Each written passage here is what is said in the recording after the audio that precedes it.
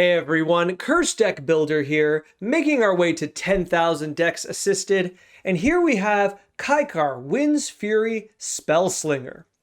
This deck comes to us from Corey, who says, I've never made a Spellslinger deck before, so I don't know how to go about it. I tended to be somewhat competitive, and when I made this deck previously, it was really slow. Things I noticed wrong were a lack of big ramp and card draw, I should say. Any input should be appreciated. Thank you so much, Corey. I have some good ideas about what I think may have gone wrong, and maybe some opinions on some directions, because I do think those problems may not be as bad in the current build, but we'll get to that in a second. I will say that a little message to Corey, you sent me several decks all with the same URL, so I got several copies of this Kykar deck, but one of them was labeled The War Doctor and Clara Oswald, so if you'd like me to take a look at that, just send the deck again my way with the correct URL. And as a bonus, just to mention, a video came out today on MTG Mudsta. If you'd like to see me play Malik in a fun game of Commander, I would say go to his channel, go check it out. It's a lot of fun and a pretty good game if I remember correctly. I just watched it earlier today and I've already forgotten about it. If you'd like to take a look at the deck list we're talking about today, or if you'd like to submit your own deck list to me so that I can make a video assisting your deck, please check the video description down below. Alright, so who is Kykar Wind's Fury and why are they the commander of our Jeskai deck? Kykar Wind's Fury is a 4 mana, 3-color Jeskai bird wizard. They have flying, and whenever you cast a non-creature spell, create a 1/1 spirit creature token with flying. And then for sacrificing a spirit, you get 1 red mana. This is really, really strong.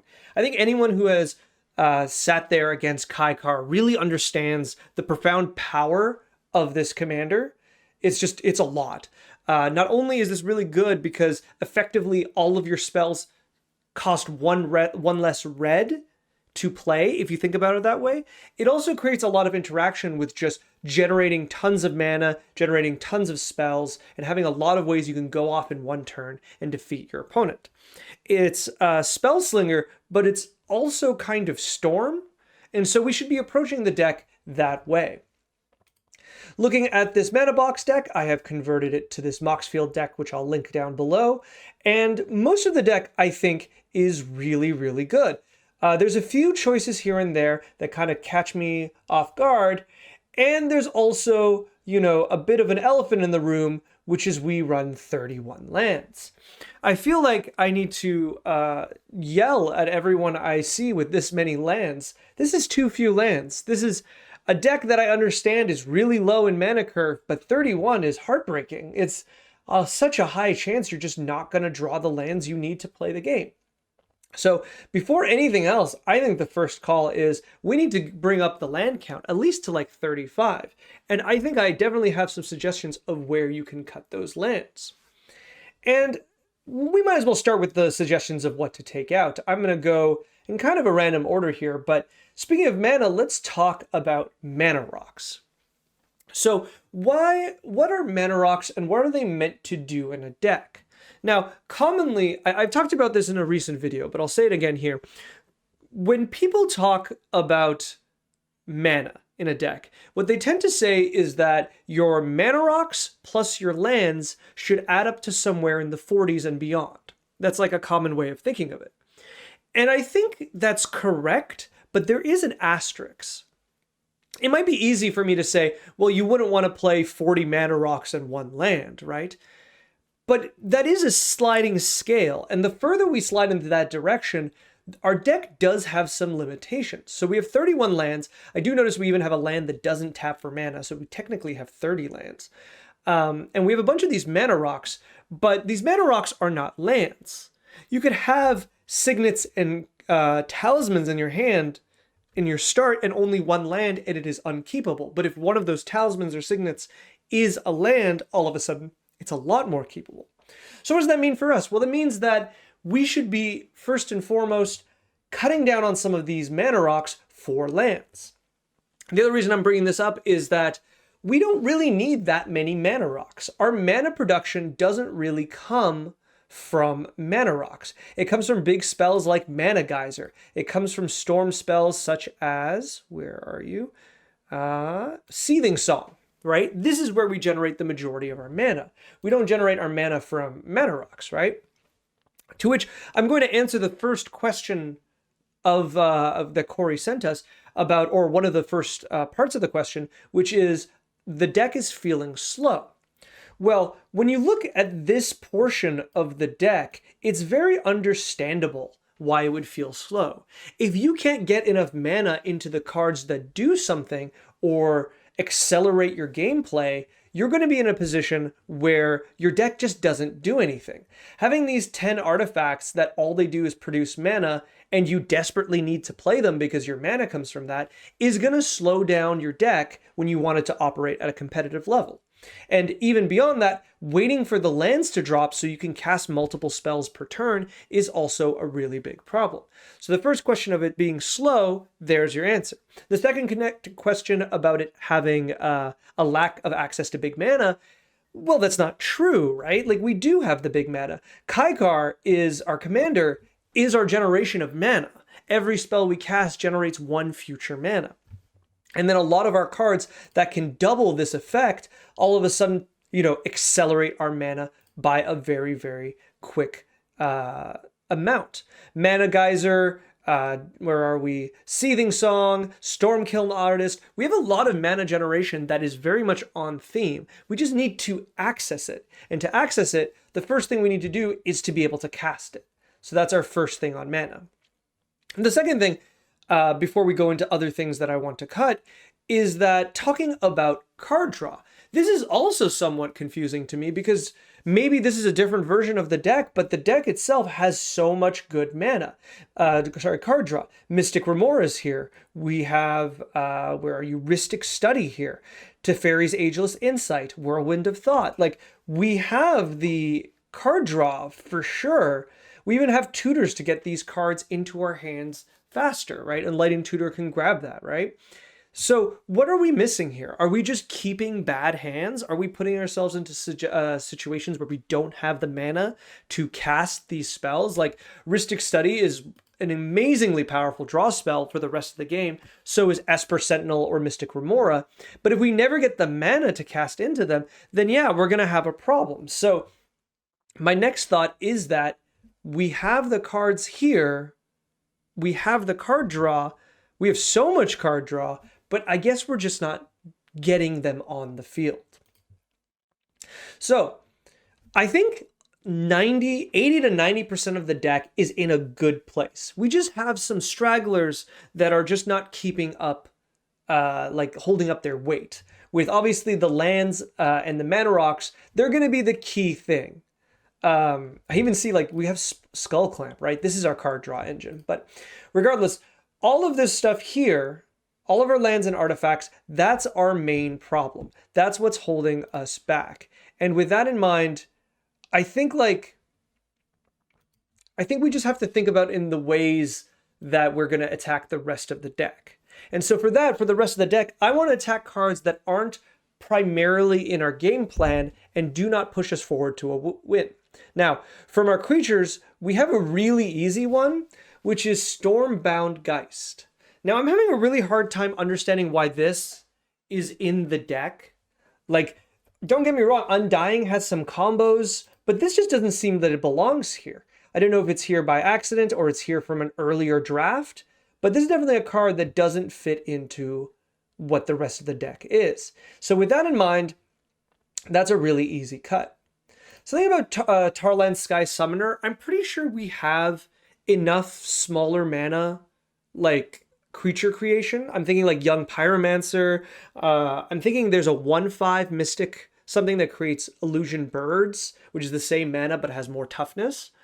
There's a lot of different ones, so Tolerant kind of sticks out here as being kind of an expensive one with 2 blue mana and also 4 mana total. So I think that could be replaced pretty easily.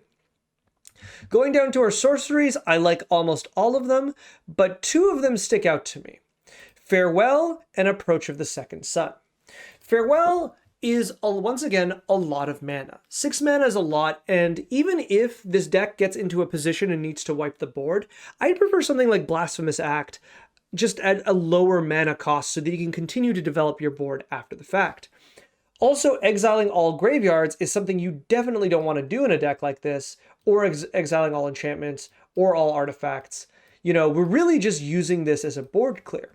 And I would suggest that in a competitive build, when you're that aggressive, Farewell is not a card you can continue to play, right? You need to be, you know, closer to the ground, and at the same time, if you want to stop your opponents from winning the game, you need to win the game. So I'd either cut this down to a really low mana cost board clear, such as Blasphemous Act, or I would turn this into Supreme Verdict. So it only destroys creatures and it can't be countered, which is really strong. Those are my answers for this, because this I don't think is the right direction to do it. Likewise, Approach of the Second Sun absolutely doesn't belong here. This is a slow, methodical win condition, whereas you're a deck that wants to win in a single turn. Now, don't get me wrong, it is completely possible for you to generate 7 mana, play this card, have this card go 7 cards deep, draw those 7 cards, and then cast this again for another 7 mana. Like, this is very doable, don't get me wrong.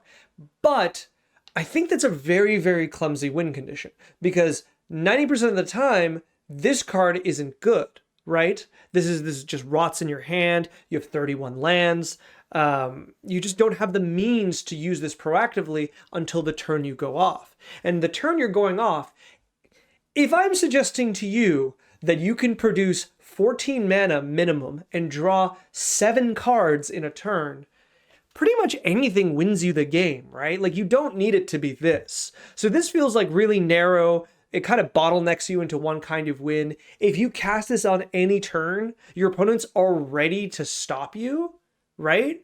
So you're kind of telegraphing your win condition. I don't like that. So with all that in mind, I think this is a really easy cut.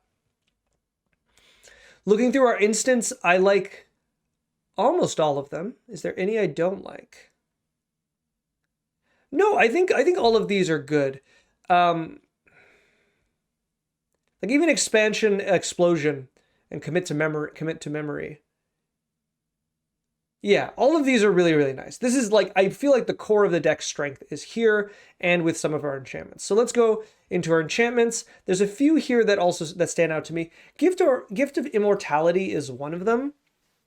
I imagine this is supposed to be for Kykar, but like, this is really clumsy, right? If we want to protect Kykar, shouldn't we have something like Slip Out the Back? Which I think is just a lot better to phase out your commander, or we can do something like more counter magic, or ephemerate, or protection from all colors. There's just so many ways to protect this guy that doesn't require us to be paying 3 mana at sorcery speed with an aura that itself can be interacted with, right? So I find this to be kind of clumsy in this deck, and I think we should get rid of it. There's also like only one ETB in the deck, so you can't even take advantage of ETBs, just Spellsinger, which you can, you know, find a way to sacrifice, bring back really, really slowly. So with that, all that together, I don't think this is where it's at. Now let's see. Jeskai Ascendancy. Is there a land here that turns into a creature? And it looks like the answer is no. So, the whole point of this card... Yeah. So the whole point of Jeskai's Ascendancy is not just to buff your creatures, and not just to discard and draw, but there's a huge benefit that if you can turn one of your lands into a creature, or have a creature that taps for mana, then every time you cast a spell, you get an additional mana.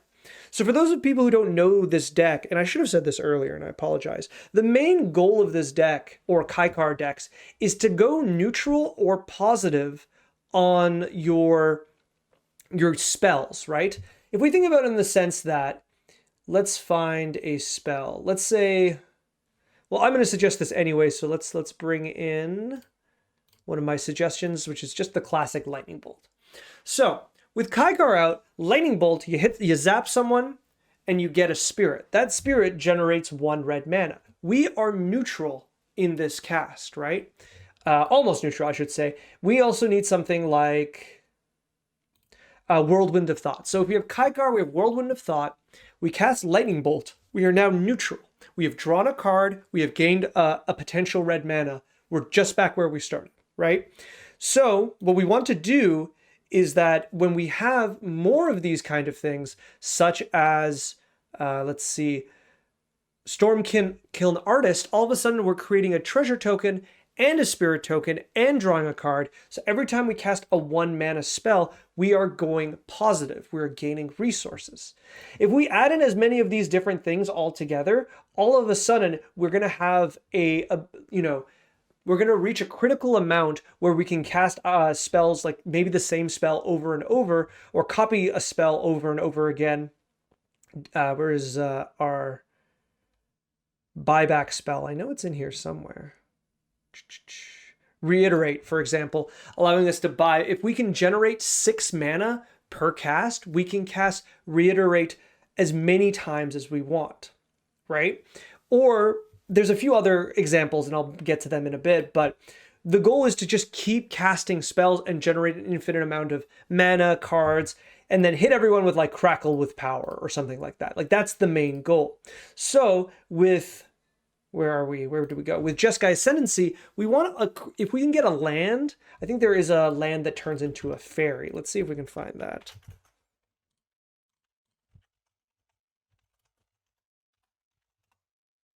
Yes, Fairy Conclave. So with Fairy Conclave, we can turn, for 2 mana, we can turn this land into a creature. Now we have a deficit of mana when we do that, but then every time we cast a spell, we untap the Fairy Conclave, gain another blue mana. So this is just closer for us to get positive in the exchanges and get to the win that way. So since you're playing Jeskai's Ascendancy, I really do think you should be playing at least 1 land that turns into a creature. Okay, next we have... All right, so we have a few here that kind of catch my eye. So Anointed Procession feels close to being, really close to being just too much mana is what my heart is telling me. We'll generate twice as much mana from our commander and twice as much mana from Stormkiln Artist. But it's close. I think it's fine to keep it here, but it just feels really, really close. 4 mana on a setup turn is a lot, and it basically takes you out of the game for a round, and that costs a lot in competitive play. So with that in mind, I would be really, really happy to cut that out. But I think you can get away with keeping it. Metallurgic Summonings is too... I get why this is here, but it's too much mana. And I'm going to say the same for Shark Typhoon. Both of these cards basically do the same thing, where they turn our creatures, our instants and sorceries into creatures based on their CMC or mana value. And with that in mind, I think that's a little too much work. 5 mana, and I believe the other one is 7 mana? 6 mana. 5 and 6 mana is too much for this card. Your commander does it, you have other ways to buff those creatures, you're going wide, and you're generating mana off of your creatures, whereas these ones, they're just generating bodies, right? Like, compare those cards to Third Path Iconoclast. You might say, well, they don't create flying sharks, which are really strong, or they don't create bigger, bigger, what are these, illusions? Constructs, right? But let's see, let's come down here. So yeah, you're going to get bigger creatures, but maybe not that much bigger, because how many of your 4 mana spells are you going to cast in a key turn? Almost all of your 4 mana spells are setup spells, and only one of them is a sorcery. So I would say more often than not, Summonings is just going to be 5 mana to get some weaker cards. And yes, we might say that second ability is pretty good, and it is the turn you're going off, but that would make this a 10 mana return all instants and sorceries from your graveyard to your hand if you've triggered Metallurgic Summonings enough time, plus your other artifacts. 6 artifacts is a lot. That's a lot of casts. And once again, I would say if you have 10 mana and you've cast 6 spells or somewhere near that already in one turn, I think you're already winning the game. You don't need this to do there. I think it's very similar to like Thousand Year Storm, where I also feel like, you know, this card is like these other cards, but much, much better. Thousand Year Storm is a card that not only benefits from the same setup the other cards have, so, you know, cast a lot of spells, generate a lot of mana, but it helps you to do that, right? And not just benefit from it. Think of it in the sense that when you cast 6 spells with Shark Typhoon out, you get 6 creatures. Shark Typhoon is just the finisher. It is not an enabler. Whereas Thousand Year Storm, on the other hand, is very, very much so the enabler, right?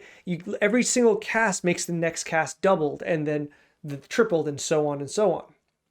And because of that, not only are you going to be reaping the benefits off of all of those casts in order to keep casting more, then whatever final spell you cast, like even Lightning Bolt, will be your finisher. Does that make sense? I feel like I'm trying to be clear on this, is that your finishers are the spells you're casting, and your big splashy things should be bigger enablers. So Thousand Year Storm is really, really good, and the rest here I'm less impressed by, right? Shark Typhoon, Metallurgic Summonings, both of them are just too much mana to just be finishers and not enablers. Arcane Bombardment's close. I think this one has, it's hard to control this. It's a card. So whenever you cast your first instance or sorcery, so this card gets really good if you can cast a spell every turn for a turn cycle, right? Because each turn you exile one of your cards, and then every time you cast your first spell a turn, you cast pretty much every single one that has been exiled from your graveyard again. So it's really strong, but the problem with Arcane Bombardment is that you can't use it all in one turn, right? This is a card that, okay, if you can generate mana to Seething Song into Arcane Bombardment and then pass your turn with like 3 or 4 mana up, this card is really, really good because by the time it cycles back to your turn, you've cast a few spells, you've gained a few benefits, and then finally back on your turn, you're really ready to go off that turn because one of the spells you probably, because I said Seething Song, one of the spells you've exiled is probably Seething Song, and so next turn after your first spell, you're going to get another Seething Song basically for free. And with that in mind, that kind of build of Arcane Bombardment is really good. But here, I don't think that's your goal. Like, I'm not saying take it out. I'm saying you're going to need to think your way through it a little bit. This is going to be a complex card to play out, and it's also 6 mana. So for me, if you're struggling with the deck, I would cut this for sure. But if you want to play with it some more, I get it. I think it just requires a different mindset than the deck naturally provides. All right. And those are basically the cards that I want to pick out. The rest of it looks really, really good. The rest of it's really strong. Ral is good. I like Ral. I feel like Ral is kind of tough in a deck like this because unless you're casting Ral the turn it comes out, or using Ral the turn it comes out, they come out, it's just like a big attack me flag, right? Ral being a planeswalker means that he can be pressured down by creatures really well, and you can't just set up with Ral. You have to cast Ral the turn. You have to cast the turn you're going off. So with that in mind, I'm not too impressed with Ral, but I'll try to suggest something else. So I have a few suggestions here. Let's talk about mana and damage. Those are the few things, and then finally card advantage. So let's talk about mana. Ashnod's Altar is a card that definitely should be in this deck because it transforms all of your creatures, including your spirits, into mana. Now, the thing is the spirits already are mana. Kykar already represents that. But the rest of the tokens you create are not mana, and this card will enable them to come and become mana, right? So, for example, you have Third Path Iconoclast. This means that every cast with Kykar and Third Path out, you are generating 2 colorless and 1 red mana. That's insane. That's enough to keep going off of a lot of different kinds of spells, especially with like you have a lot of enchantments that you want to power out. You're going to have the ability to cast like Generous Gift, Seething Song. Like that colorless is good, but that colorless can also be split in the future. Once again, with Crackle with Power being one of your long-term goals to cast. So being able to generate tons and tons of colorless mana is a huge boon to get. Alternatively, I will say, I should also say Phyrexian Altar, which is a little more costly, but will turn them into colored mana, which is somewhat more useful with your mana base right now and the cards you have, but they're both really, really good. I would consider playing both, honestly. All right, what's next? We've got some damage spells. All right, so I want to suggest the classic two that I always like: Gutter Snipe and Fiery Inscription, even though that's not a classic card. So Gutter Snipe is the classic, and something about Gutter Snipe is we see a lot of cards that act like Gutter Snipe. Like we have things, there's this creature type that's like a creature that taps to ping your opponents and untaps when you cast a certain kind of spell. I think of them as catapults, but sometimes there's trebuchets or something like that. There's always that kind of flavor to them. And I don't like those because they're kind of bulky and like you really have to like, they're vulnerable to removal in certain ways because there's like a whole untap trigger and there's the tap trigger. Throw that all out. Gutter Snipe is really, really good. Just straight up says instants or sorcery is 2 damage each opponent. Fiery Inscription does the same thing, but instead it also tempts you, something you probably don't really care about anyways, but is harder to interact with. This damage is very much so worthwhile. Not only does this give a little bit of sting, obviously, to all of your counter magic and your interaction, but its ability to just pressure your opponents on turns that you are just slowly building up your station is really, really good. And these cards function as finishers in and of it themselves, right? And if we once again go back here and take a look and compare them to the mana cost of Metallurgic Summons or Shark Typhoon, it's almost, or it is, half the mana. So with that in mind, I like these a lot more. I don't think you need to play both. I think you just play Fiery Inscription, but they are both worth thinking of. Something else that is damage that catches my eye is City on Fire. City on Fire is a lot of mana, but it has Convoke, and then it triples the damage you deal from your sources. So what I really like about this is that since we're generating so many bodies, we can then tap out all those creatures to pay for City on Fire without having to pay the mana. Now, how many red tokens we control is not really... Like, I don't think we make any red tokens. If we have Young Pyromancer, it gets better, but otherwise we have to sacrifice our spirits to make that red mana. And for people who've played, Yawgmoth in Modern, or any deck that has Convoke and Sacrifice for mana triggers, you know you can't sacrifice and Convoke.